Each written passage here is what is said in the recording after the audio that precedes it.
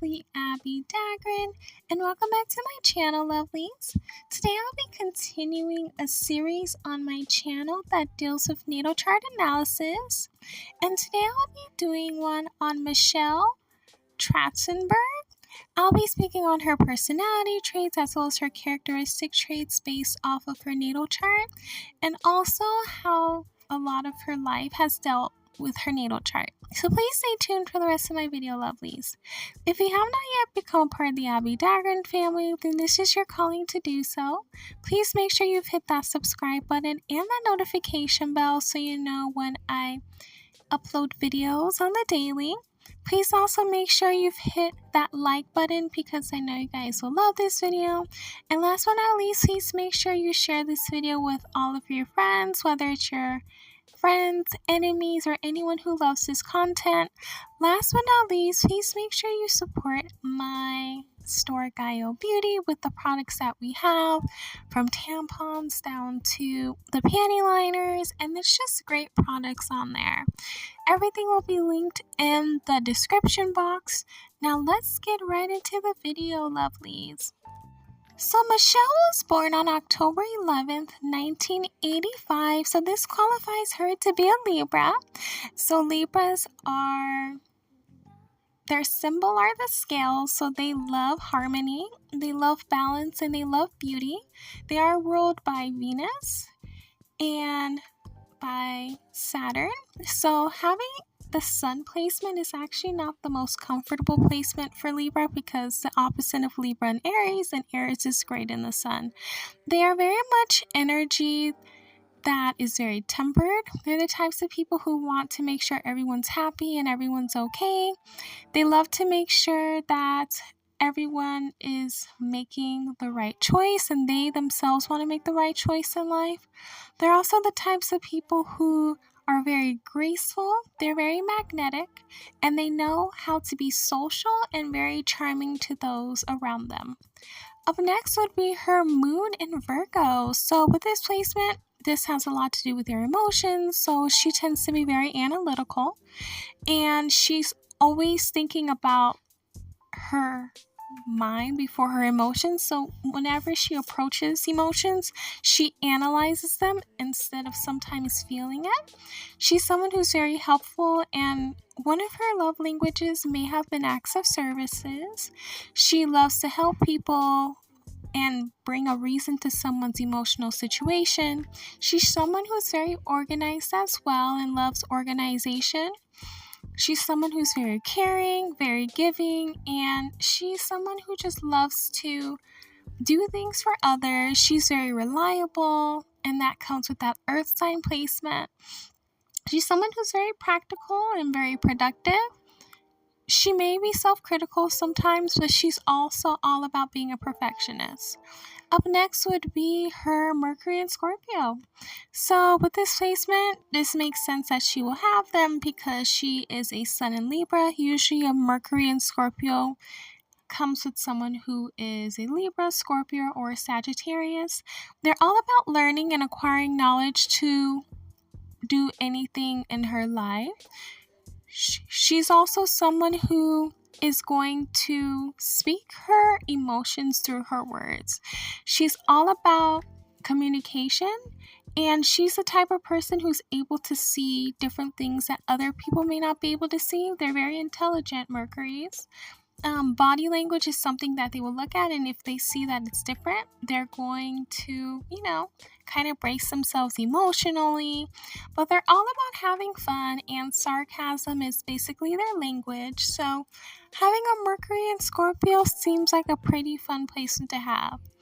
Up next would be her Venus in Virgo. So this is a bit of a difficult placement because Venus has a lot to do with love, and the opposite of Virgo is Pisces, and Pisces is great in Venus. So when it comes to love, they're more so practical, and they're more so analytical and grounded in their approach to love. So it's not really like a lovey-dovey type of situation, but they do love their partners, but in a practical way. That makes sense. They're also may show affection by criticizing their partners. Sometimes they are the types of person who will build up their partner, and they kind of want their partner to be perfect in a way. And sometimes this can be very difficult because some people may come into a Venus and Virgo's life to get fixed or to get help, because that's kind of what they do. They do try their best to build up their partner. Up next would be her Mars in Virgo. So with this placement, this gives her her third Virgo placement. So she has a Virgo stellium. With this placement, she's all about being practical and a perfectionist. So perfectionism really runs in her chart, and being very practical when it comes to her drive. So if it makes sense, she will work hard to do it. If it's practical, she will put all of her energy into doing it. She is always going to develop some type of intelligence when it comes to her Mars, and it makes sense because Virgo is ruled by Mercury, and she's all about being patient. So I know Mars has a lot to do with speed and they want to hurry up and get things done, but her patience is always going to be there. She's very diligent in everything that she does, and she will make sure that everything is done perfectly. She's very much aware about what she needs to do, and she works her hardest to make sure that they are accomplished. Up next would be her lovely Jupiter in Aquarius. So usually we associate the Aquarius placement with Saturn or with Uranus, but a lot of people do have it in this placement as well. Tends to be a person who's creative, very forward thinking, and a very lucky person. A lot of this has to do with the way that, and a lot of their fortune comes from them improving society. They are very creative people, and they love to embrace new ideas and work to improve society as a whole. They crave freedom, and it's said to be the most lucky when they follow their own ideas. So being themselves, being the inventor, being the humanitarian, being the free thinker is something that is able to give them wealth and luck in their life as well. So growth is somewhere they tend to go through innovation, technology, and social changes. Up next would be her Saturn in Scorpio. And with this placement, she's one that's very powerful and can be very secretive as well. So this is a very common placement within millennials who were born between November 1983 to 1985. So they're the types of people that are always going to release emotional energies, even though it may be reluctant. They are the types of people who are going to always be themselves, and emotions is something that they may have a hard time with. They may try to repress their emotions or energies. However, in order for them to know that what they're doing is important is by expressing how they feel, having relief from the ways that they feel about society and how they want to change it is something that they have to consider within themselves. Up next would be her Uranus in Sagittarius. With this placement, she's all about the renaissance of it all. She wants to dabble in everything, or anyone with this placement. They're the types of people who have the tendency to think of all the ideas, customs, and traditions from the past that are irrelevant or outmodern. So they're the types of people who want to make sure that things in this generation is a lot more different. They are the types of people who will read up on things. They're very intellectual, and they want to make sure that we're more open-minded in this generation. They also want to see changes throughout the world regarding religion, philosophies, or anything that is pretty much past. They want to bring it into the future, but with a little bit of sparkle to it and a little bit of a way for them to just change society as a whole. So this is a pretty nice placement to have. Up next would be her Neptune in Capricorn. Capricorn. So with this placement, she's always focused on ways to increase her wealth or power, and she's going to work as hard as she needs to in order for her to get what she wants in life. She's also someone who is going to work twice as hard to get things the way that she wants to. And she's also a part of a generation that they love to idealize their work. So they love to work hard and make sure that everything that they do is going to be perfect.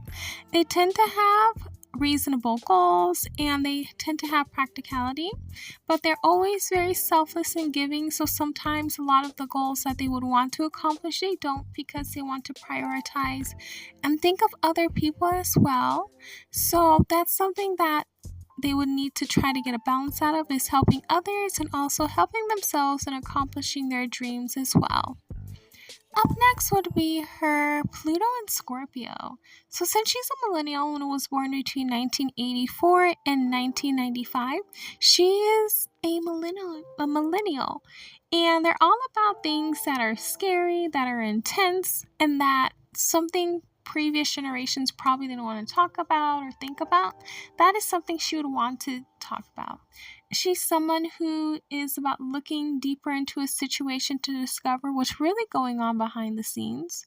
She loves to make collective issues conscious, making people aware of different things. So they're all about different movements, revolutions, and they're all about looking deeper into situations to discover what's really going on with different topics and different situations in life.